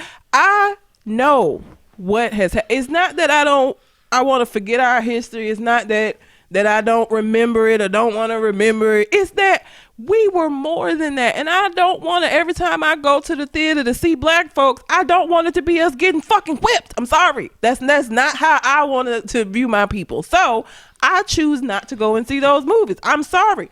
And part of the reason, like I said, that I was so intent upon supporting Black Panther is because these black actors got to be in a movie where they did not have to play slaves. They did not have to play people that were beaten down by life and beaten down by a system and beaten down just in fucking general. They got to play some positive roles. And I want to support the shit out of it because I'm hopeful that in supporting this, maybe Hollywood will make more movies like this with positive roles where we are not slaves. I'm sorry. I get tired of that shit. I don't know how the fuck y'all don't get tired of that shit. I'm not finna sit around and just watch slave movies all the time. I'm not. And it isn't because I don't appreciate our history. I know that a lot of people died for me to be where I'm at today. I don't want to fucking see the shit. I have to deal with my own little micro racism or microaggressions at work and shit. That's enough of a reminder that my ass is black and that we've been just getting shitted on since forever. I don't want to go on my free time in my regular life and watch that shit. That's my choice. And you can't tell me that I'm not proud to be black or I'm not supporting the culture because I don't want to watch that shit. Like, kiss my ass. Why don't you go watch Birth of a Nation and be happy or be sad, I would imagine. And you let me just live my fucking life. And those people who are making a big fuss about people dressing up to go to Black Panther, where was that shit for Star Wars? Where is that shit for Star Trek? Where is that shit for Lord of the Rings? Yep. Where is that shit for any movie that has a strong fan base for the criticism for the fans to be able to dress up how they want to dress up? Every time Rocky Horror Picture Show, and that movie old as fuck, is shown, motherfuckers go to the theater dressed up as characters and throw shit at the screen. Now, my only qualm with it, considering that my dialogue is strongly hinged upon cultural appropriation at the times it happens is if I wasn't interested in wearing a dashiki Oh yeah. yesterday, I'm definitely not going to do it for the sake of a movie. Yeah. That's not to say nobody else can do it or that I frown upon it or anything. I wouldn't stop anybody from doing it. That's just me. I don't know if a print, African wardrobe is even respectful or not. I don't know if you can buy a headscarf already wrapped, or if you wrap it wrong, if it's offensive. I don't know. I don't know enough about the culture to do that thing. And when I talk about cultural appropriation, it's about plagiarism versus citing your sources. Mm-hmm. And I didn't know enough about the stuff I was looking at to wear any of that or put it on. But on Facebook, I'm gonna say this on the group. There is a girl from Nigeria that broke down all of the different tribes that everything that is shown in Black Panther is from, and it's very interesting. It goes to the lip plate, and tells you what culture that came from. The hair they infused a lot of different African cultures into Wakanda. And I don't know if that's offensive to those cultures or not, but well, here's the thing. I think that Ryan Coogler. Ryan Coogler. When might they have a chance to do this again? I think they infused it with as much African culture from different cultures to give everybody some representation, because who the fuck knows when this might be allowed to happen again. So I don't even think it was done. I mean, hopefully they did some research. I'm sure it was done tastefully. I'm sure they didn't just go in and steal a bunch of ideas and look from binoculars on a helicopter and be like, we're going to put that shit on people in Black Panther. Hopefully it was created with an open dialogue and something that helped open the eyes of some of the traditions of other cultures. And that's kind of all I'm talking about when it comes to cultural appropriation. Cultural appreciation comes when you allow a person to be recognized for what they contribute to your society, when it's a society that's made up of different cultures. That's all I'm asking when it comes to that. But Black Panther is a fantastic movie. Fucking amazing. Go see it. Is great for everybody. Anybody should be able to enjoy that movie as an action movie, as a Marvel movie, as a compelling story. To me, it's one of the best stories that Marvel has told. It's definitely the best villain that they have in the terms of connecting with the villain. And all of the actors played the shit out of their roles. I mean, it was just you still gotta see that episode movie of Black Mirror, because the sister was in that last I have season to see that. 4, the last episode of Black Mirror. It's a fantastic movie. Anybody can enjoy it. If you are of African or African descent, you can particularly be connected to it. And if you're the parent of a brown child, or educator, or a therapist, it of was a brown a lot child, of teachers that took their classes. I was so glad to see that. Like, there were teachers that took their whole class to go see it. There were parents that took their kids and their friends. Like, it. And that's the thing, is like, I don't understand how you could see this and hate on it when such positivity came out of it. And if you feel a certain type of way because the movie that you like wasn't the movie that the positivity came out of, does it matter? Like, the fact that this happened should be good, and instead of you just making complaints and shit. So when I was little, I probably told this story before, I was the only black kid in my daycare. And me and 3 other friends that were white, clearly, because I was the only black kid, we played Ghostbusters. So one black Ghostbuster. I was always the black Ghostbuster. I didn't have another option. They weren't gonna let me be the white ones, because we were at the age where we knew color and we knew I need to look like this person and they need to look like that person. When their parents found out that at a certain point we wanted to switch it up. When their parents found out they wanted to be the black Ghostbuster, 2 of them removed their kids from the school, and one of the parents, a grown-ass person, came up to me before I was 5 and told me I can't play with their kid no more because of that shit. What? So there is isolated black representation, but damn, this the first movie where these kids get to look at the whole array of characters and say, I want to be that one. I want to be that one. I want to be that one. I want to be that one. We don't have that much of that shit. Black Dynamite don't count. No, it ain't for kids. Oh, Cole gonna get upset. What? what? You know, Cole love Black all Dynamite ain't of for kids. It's not for kids. You don't want them choose. The whole overarching story of Black Dynamite was they was drinking alcohol that was making their dicks little. That's not for kids. It's not. So when you're talking about a family-friendly way that children get to see themselves represented to where they can choose who they want to be, and it not just be isolated to one or two characters, there it is. I want to read this because it's so funny. Somebody wrote Black Panther Eve. Did you see this? Nope. It's like, what is it? The night before Christmas. Mm-hmm. It's like, it's based off of that. 'Twas the night before Black Panther, and all through the hood, not a Negro was ice grilling or wishing a nigga would. The black joy was electric and hung in the air in the hopes that T'Challa would soon be there. The chicken was fried and the platters all packed, 'cause we know at the movies we ain't paying for snacks. With his new Jordans polished and her eyebrows on fleek, 'cause Keisha and Tyrone got their outfits last week. Black beauty and excellence, so hype I can't hide it. But I don't see color, said Amy. Bye, Becky. You tried it. We'll be dressed to slay no matter the weather, and if you get in our way, we will get you together. Been needing this joy, yes, me and my fam. And if you try to block it, you gon' catch these hands. So to all my black people wearing dashikis, kente, or leather, let no one block your black joy, 'cause Wakanda forever.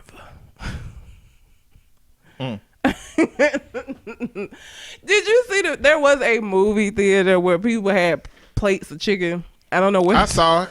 It's like, where the fuck was this at? You know, I was reading a thing that said movie theaters, they don't know where the myth came from that you can't bring snacks and shit in the movie theater, but like nobody gonna search you or stop your ass with snacks and shit. I don't know if they saying that ain't nowhere in their rule books. Yeah. Maybe it's like some aggressive managers and shit or something. Maybe so. At certain locations, or maybe unspoken rules in a system. Yeah. You never know. But go check out Black Panther, y'all. It's fucking amazing. It's good. It's so good. Great. Fantastic. Awesome, amazing, magnificent, spectacular.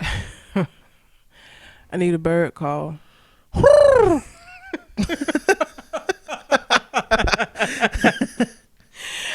Birdman has put a ring on it. Him and Tony Braxton are engaged. And you know what? Every time I say something about this story, I've had people be like, what's so wrong with that? Tony Braxton and Birdman are not two people that I would have put together. They're not two people that I feel like anybody would have put together. Like when I first, it was such a joke. Like when people first heard they was hanging out, when they were at the award show together, people was making memes and shit talking about, so Tony, blink 3 times if you in trouble. So, you know, even with her bankruptcy, Birdman was not who I saw her with, but they're engaged apparently. So I'm disappointed. You know, why are you? And I'm not disappointed in Birdman. Birdman is just a dog trying to get some treats. You know, he's the one on the underside of this. He's the one that is getting lucky. Yes. Tony Braxton, on the other hand, not only is she the unlucky one, but she's betraying the persona that she's created in her music. For me, I like Tony Braxton. Yeah. I know a couple of her songs from beginning to end. One of them is one of my shower songs. But you know what? What song is your shower? I ain't gonna tell you what song is my shower songs of her songs. This is my personal shit. All right. If I tell you, then it become everybody's, and I won't sing in the shower no more. It's mine. Okay. But you know what? Birdman ain't finna play no goddamn Spanish guitar. I'm gonna tell you that right now. Okay? No, he's not. That's a wrap on that one. So don't expect it, Tony. Number 2, this man ain't an angel. No. So he gonna break your heart. Yes. But it ain't gonna be an angel to break your heart. It's gonna be a devil or a bird or whatever he considers himself while y'all together in this relationship. They don't even look right together. Like, I mean, if he found somebody to give him the booty finger or the booty fist, back I to don't this. know. Oh my God. He might be wilding out here. You know what I'm saying? He kicked all the women off the stage for the dudes. So I will never forget that video. Like, that shit is, if y'all just YouTube Birdman, kicking niggas out. Like, this shit is so funny. We fuck with the niggas You know, too. I would say if you talk to Birdman like you talked to Dr. Dre at the beginning of that video, he wasn't man enough. Oh, yeah. He gonna beat your ass. But really, Dr. Dre would have beat your ass if it was really Dr. Dre True. instead of that character. Yeah. Because he was whooping ass out here. He was. Indeed. And I just feel like this whole situation is just gonna be another sad love song. Because the song references are killing me. I'm just saying, I like Tony Braxton. Fuck around and tell him just be a man about it. Fuck around and tell him he wasn't man enough. You gonna get your ass beat, and he gonna go beat somebody's ass. Birdman still But not trying with to his fists. iron out all of these fucking financial shit. I hate you so much. I'm sorry. He's still trying to fix all of this shit he got going on. Like, he just got a house taken from him because he hadn't been paying it.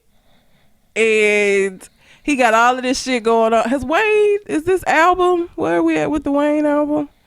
I don't know. Like, he got a lot of shit going on. And now she walking around with this diamond he didn't put on her finger. It's just, this is not where I saw when I was young and I was listening to another sad love song. This is not where I saw Toni Braxton going. Like, this ain't where I saw her story ending. Is with Birdman. I can't do the Bird. And you know what, Tony? I'm still gonna listen to your songs that I got on my playlist. I ain't adding no new ones. I'm not adding no new ones. I'm sorry. I don't give a damn how fire the songs you come out on your next album is. Well, she ain't came out with no 5 songs in a while, so you probably good. Well, she got Birdman now. That don't mean that. I know it don't mean shit. That's what I'm saying. It's a part of the problem. Get somebody that builds you up. I feel like Birdman just gonna have her ass fucking. He gonna be making her ass high with substances though, not with like, you know, his masculinity and attraction and shit like the video. I hate you so with much. like weed. Well, not even just regular weed. That shit that got a crazy ass names like Moon Rocks and that Wiz Khalifa shit. Probably got his own damn weed. It's his brand of weed is just called. I don't know how you put that shit on a piece of paper. Like, I don't know how you write that. I don't know how you write. That's a bird gotta be call. what is his shit called. Bird call. Let me get some of that bird call, bruh. Not unless you say it right. Let me get some of that. Please. Here you go. I'm so disappointed in her. I am. It's okay. So many people have been disappointed in me in this world. She's just another one. True. But it ain't many of them that I got songs on my fucking playlist. She's number 2. I mean, I got a whole R. Kelly fucking playlist that I deleted. Now I gotta guess what your shower song is. I'm still sitting over here trying to think of what it might be. I know all them hoes that I mentioned, but only one of them gets sung in the shower. All right. So, gun stuff. Fuck. Clearly, there was a school shooting in Florida. Another one. I don't even know the little motherfucking name. Okay? Something Cruz. Little crazy ass boy. I don't know, I'm gonna call him. Little crazy. You know, they keep coming up with this. Oh, don't make the shooters the hero. Don't make them popular because other kids are gonna want to do it. You know what? It wasn't no goddamn popular school shooters when Columbine happened. Nope. I don't think that shit had anything to do with making them popular and wanting to be famous. Like, you could be famous in a shitload of ways. Yep. Outside of shooting up a whole school. Yep. I think that the kids in Columbine just tried a new way of terrorizing motherfuckers, and it became a new way of terrorizing motherfuckers. Yes. You know, once you introduce some new ways to do shit, it fucking catch fire. And that was pretty much back when it wasn't number fucking Yahoo chat rooms. And this was it wasn't vast social media when Columbine happened. Nope. But like, just right now, one kid eat fucking Tide Pods, all the kids in the fucking country eating Tide Pods. Still don't understand. So I'm just using that example to say that I think that when a trend catches fire, it does. And unfortunately, in this instance, Columbine was just the foundation of a lot of kids that would terrorize an environment through a combination of mental health issues, a combination of access to things that they shouldn't have access to. And we gotta have a conversation about that shit. Like, I don't know the timeline of the shooting and all that shit. I want to get into that shit. Right now, I'm just looking at what's gonna happen. More guns. Because that's the answer to the apparently. Schools just need more guns to like shoot shooters when they come in. The school need more guns, Yes. but what about the kid that don't have access to guns at home, but strong arm his damn teacher and take that gun out of her hand and kill the classroom? I'm just telling you what these NRA types have been saying is that guns don't kill people, people kill people, and so we need to arm the schools so the schools can defend themselves. So let's use that logic. Yeah, let's use that logic. The guns don't kill people. People if you kill got people. a 3-year-old in your living room and a knife on the table, and you see that 3-year-old reaching for that knife, the problem ain't the knife. The problem ain't the toddler, because we know that toddler brain fucked up. It ain't nothing but fucking jelly right now.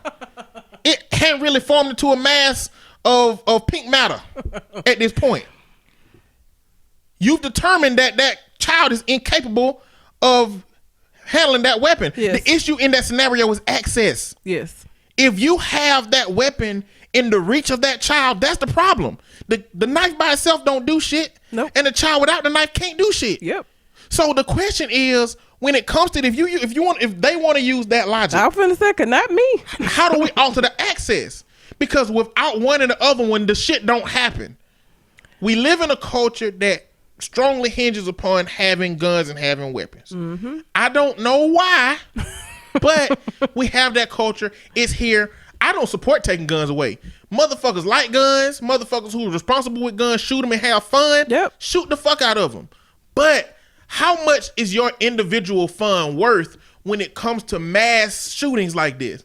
How much is you enjoying shooting your AR-15 at a target because you can responsibly do it? Are you willing to sacrifice people?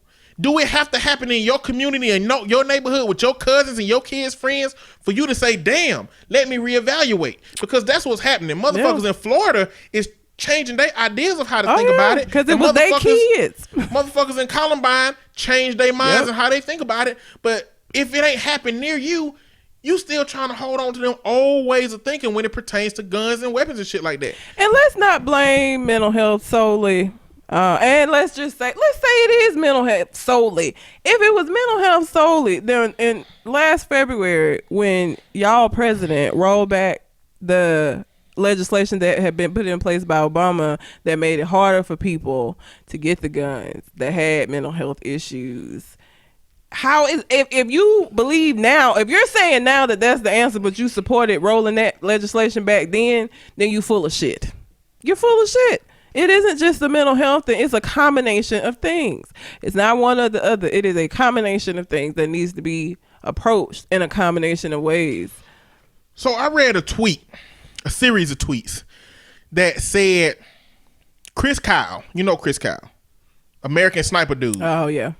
He had 150 plus confirmed kills in Afghanistan, which is a lot of kills. It is. Do you know how he got killed? By one of his soldiers that had mental health issues that shot him at the gun range when they was going to shoot. Chris Kyle, a man that is vastly aware of guns, gun safety, and people with issues, took a friend of his to the gun range who had problems, had PTSD. This trained gunman that knew about gun safety was fully prepared as far as you can be, having armed yourself. And he, not only that, but he texted his friend letting him know that I don't think it's safe for this guy to come to the gun range.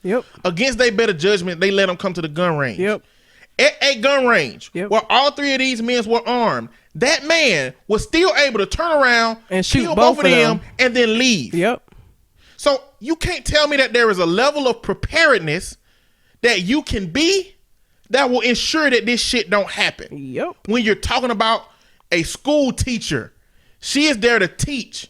Ain't no way in shit I'm about to support adding training for guns to a teacher's checklist when y'all motherfuckers won't even let them write off the shit that they buy for their own fucking classrooms through this new tax plan that Donald Trump has. Like, that shit is dead as far as I'm concerned. I will advocate against that shit to the death, not because is not a way to look at it. It's just not a reasonable way to look at it comparing everything else. Yeah. It's just stupid to me. More guns in the schools. There is an intersection where mental health and guns cross. You can't cross too heavily over into mental health because there's a lot of people that have mental illnesses that are well regulated. Mm-hmm. Why should they not be able to have guns? So you can't go too deep into the mental health issue.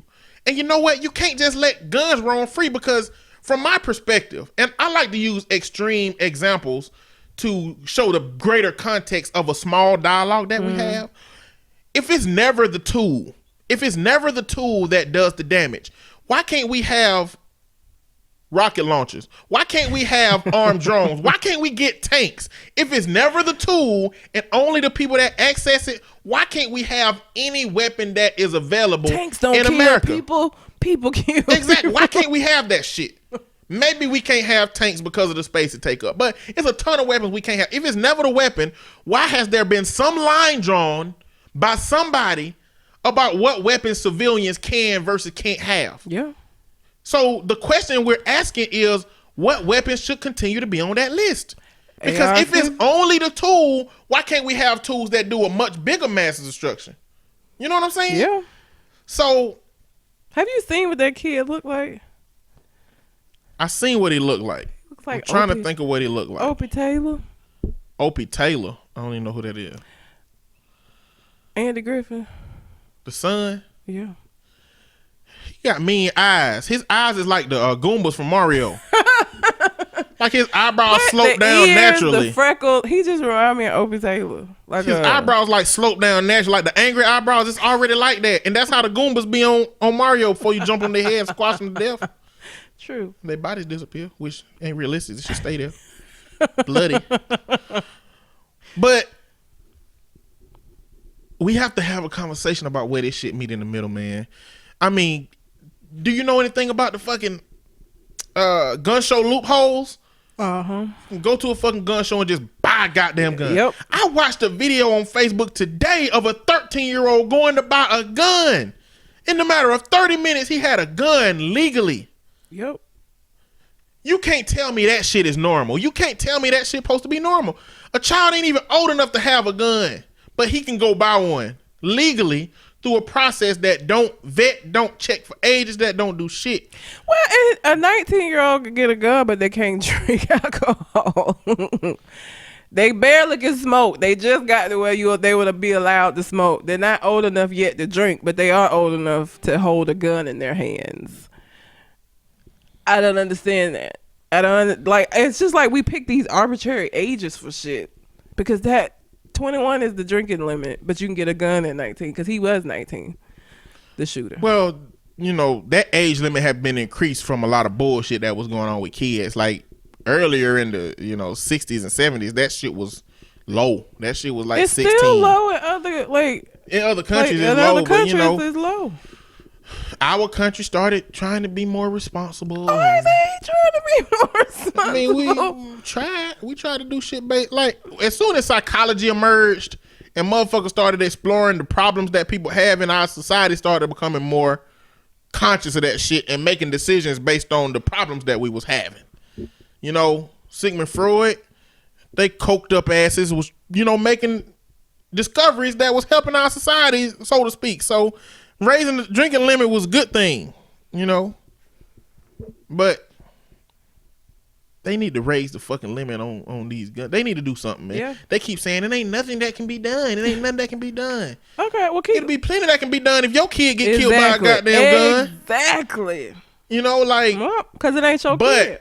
I am going to applaud the shit out of these high school kids. Oh yeah, because they are coming for that ass. They sure the fuck are. They are coming for that ass. I'm watching all their videos because I really like seeing that side of high school kids because I work with high school kids that I gotta convince not to hit girls raw in a train with their friends. Oh my God.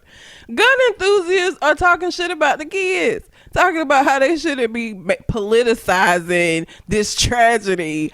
They watch their fucking friends get killed. I heard a story of a kid. They have these parameters in place if there is an active shooter. One of which, once the door is closed, you don't open it. Kid outside banging on the door, begging to be let in, cause the shooter in the hallway. They can't open the door. So they had to sit and listen to this kid screaming and pleading and begging for them to let him in and not open it, because they can't open the door, because then they're going to put at risk everybody in the classroom. So they got to keep the fucking door. Kids are living through that, and you're telling them that they don't have a right to be upset at the laws or the lack thereof that allowed this 19-year-old to come and kill their friends. Like, that's bullshit. You really going to tell these kids that they don't have a right to speak out against this shit? Really? And they keep bringing up how the FBI didn't take these tips seriously enough to stop this from happening. You know how many they get? Well, they could have stopped this. Like, they should have stopped this boy. But there's a difference between your local fucking Florida FBI and the FBI. Those are two different fucking things. Because in case people don't know, every state there's the GBI for Georgia, ABI for Alabama. Each state has their own little branch of the FBI and that are local. And whether they blame the gun laws or not, they still have a right to be mad as shit at the government for not supporting the if you see something, say something rule that they've been out here acting like it's the be all end all to, you know, the cause of this situation. And Trump. You know, at the end of the day, if a motherfucker don't have a gun, motherfucker can't do nothing, okay? Yep. Now, that don't mean guns should not exist for anybody for that to happen, but the motherfuckers that should not have guns should not have guns, and we should know how to do that. You know, but I think a lot of people in our country, I really think a big issue is that there are a lot of people that if it get more serious with background checks that will have their guns taken from them. I just think it's a lot of people who got shady histories and issues in their past and fuck domestic violence. Oh, if domestic violence in people's background would be a reason why guns get taken away. It's a ton because of if you get charged with domestic violence,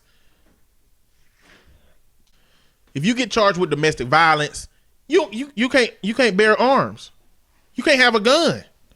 So imagine how many men, if that were a part of the background check, would not be able to carry weapons. I think that's the big drive to eliminate as much of that as possible. Mm-hmm. You're going to lose a large group of people. Yep. But at what cost? That's what we got to ask. At what cost? Because in my world, I ain't got shit in my background that going to keep me from getting a gun. If I want to, I can go get every goddamn gun that's on the map. And you know what? I don't have a problem with the fucking government knowing that I got guns. Nope. Put me on the fucking list. You know what I'm saying? Like, I don't care. I'm doing right. Yep. The only people that should have such a strong dialogue about not being on some kind of list of guns is if you did some shit wrong. Yep. Or if you think that there's something in your past that will keep you from being able to keep your guns. That's the only thing I can think of. The only reason that a motherfucker, like, if you ain't did shit, then why does it matter? Yep. But, you know, I think that also speaks to the tales of two Americas, man. This is just showing me that, you know, when you talk about the base that Donald Trump have, you're talking about a majority of gun ownership. And when you're talking about, you know, Hillary Clinton supporters or Bernie supporters, you're talking about a minimal number of gun owners. Yeah. And I just think a lot of this dialogue is conflating the groups of people that live in America. They act like we all the same, but it's two different Americas out here. Mm-hmm. And there's articles out there that say, if y'all want to change gun laws, arm all black people.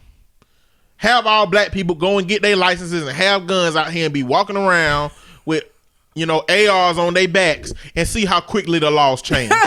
You're right. You know what I'm saying? It's going to be a mass bunch of arrests of black people for carrying guns that the same white people are carrying and not getting arrested for. Yep. That's going to change some laws. Indeed. You know, that's what's hypothesized. You know, but we live in two Americas. That go back to that double-edged sword that we was talking about at the very beginning. That's just what our society is going to be. Yep. But we need to figure something out, man. Because I don't want this shit to happen in Alabama. No. That shit happened in Florida. That's real close. It's close as fuck. It's real close. Anyway. Do I have another story? Oh, Corinne Gaines. If y'all remember that story, that's the lady who had a standoff with the police. I'm sure she was mentally compromised somehow. But the police came in, killed her and shot her son. Mm-hmm. Son was awarded $37 million. $37 million. The grand jury, they found that he didn't have no right to shoot when he came in there anyway. So not enough to indict an officer, mind you, but enough to pay the child that was shot $37 million. Yeah. $37 million. It's a lot of money. That boy, so I hope nobody don't fuck that money off. Like, I hope they give them a small amount for the caretakers right now, and I hope they release a whole bunch of it to him when he's grown. Yeah, like when he's of age, when he's old enough. Probably so. Because, you know, this kind of shit be fucking up families, and people be stealing money, people take money and disappear. Everybody gonna want to keep him now. Exactly. I keep him. Nobody want him at first. I keep him. Where he at? All these family members popping out the woodwork. Come stay with me. And you know we got kids he can play with. He'll be happy over here. You know, and imagine how much shit gonna come from that. You know, I'm probably the best place for him to be because, you know, her husband had a little thing back then about touching on little girls. Probably shouldn't be at that house. You know, shit finna come out now. They gonna be telling everything. Yeah. That's what we do. Oh, Marjorie, you ain't gonna talk about your husband that got poisoned somehow? Don't nobody know how he died? Not gonna talk about him? Huh? Bitch, that was 20 years ago. Bringing up old shit. All my babies graduated from college without their father. Because he died of mysterious causes. Oh shit! Yeah, that's exactly what's gonna happen. But I would hope that they would put stuff in place to keep that from happening. I hope so. Cause there's some shady people out here. Very much so. And he real young, easily to be taken advantage of, and he lost his mom. So, you know, his mama was mentally compromised. Ain't no telling what in the world was going on. He probably got a whole dashiki in there himself. Probably so. She seemed to be black power. Very much so. Very black power. But I mean, ain't nothing wrong with that as long as your kid got some balance in his life. I be trying to tell parents, man, you can't be having your kids 100% black power out here. They still got to live in this bullshit ass society we got. You know, you got your kid. Like we talked about last week with that letter that the kid wrote. You know, on the test or whatever they had. Like, you can't be doing that shit, man. You gonna fuck these kids up out here. They gotta go to school with white people. They gotta listen to white people. And unless you fully plan on homeschooling your kids for their education, they still gotta go into the world and deal with white people. Indeed. You know, if they walk in that bitch and say, like if they walk into somewhere trying to get a loan from a banker and say, "What's up, colonizer?" They ass ain't getting shit. No, they're not. They getting turned away.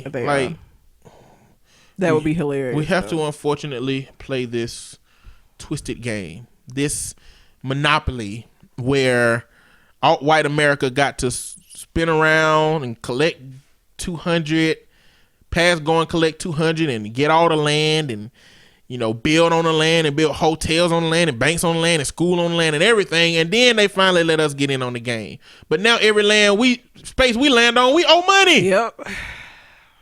Pretty much. And you know what? Because of the system that was created and their desire to keep black out of that system, we didn't collect 200 when we passed go. We went straight to jail most of the time.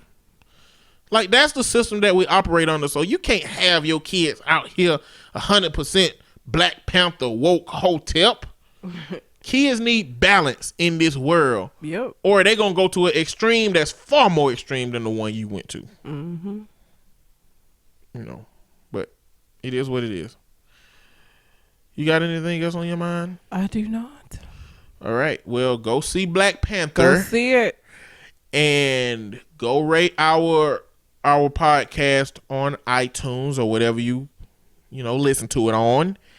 And until we come to the next conversation, we out. Holla.